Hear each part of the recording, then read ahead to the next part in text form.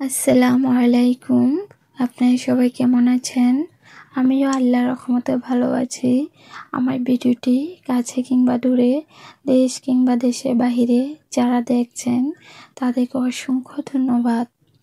শীত না আসতেই 2 দিন বাবা পিঠা আমাদের খাওয়া হয়ে গিয়েছে। তো এদিকে মা সকাল সকাল বাবা পিঠা বানিয়ে নিচ্ছে। তো বাবা বসে আছে পিঠা খাওয়ার জন্য। তো বাবার জন্য একটু মিঠাই বেশি দিয়ে বানাচ্ছে।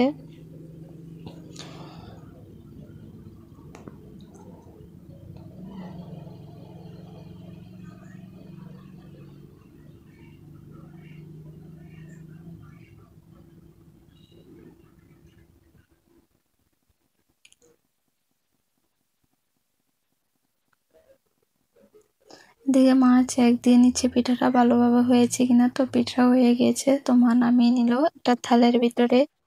আমার ভিডিওটি যদি ইউটিউব চ্যানেল থেকে দেখে থাকেন প্লিজ সাবস্ক্রাইব করে পাশে থাকবেন। আর পুরাতন আপু ভাইয়াদেরকে অসংখ্য ধন্যবাদ।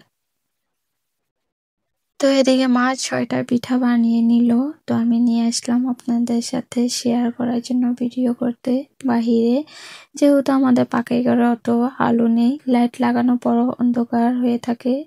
বুঝি না কি কারণে এরকম হয়, লাইটের পাওয়ারই কম নাকি আমাদের ঘরটাই অন্ধকার। আমার ভিডিওটি যদি ফেসবুক পেজ থেকে দেখে থাকেন ফলো দিয়ে পাশে থাকবেন। এদিকে মা একটা পিঠা ভাঙে আমাকে দেখালো, কত সুন্দর ভিতর দিয়ে হয়েছে মাশাআল্লাহ।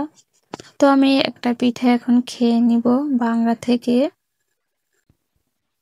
তো এই পিঠাটা অনেক মিষ্টি ছিল, ভিতরে মিঠাই ভরা। তো আমি একটু খেয়েই রেখে দিলাম। আমার জন্য মা লবণের পিঠা বানিয়ে নিচ্ছে। তো আজকের ব্লগ ভিডিওটি কেমন লেগেছে সবাই কমেন্টের মাধ্যমে জানাবেন। আজকের ভিডিও পর্যন্তই, আল্লাহ হাফিজ।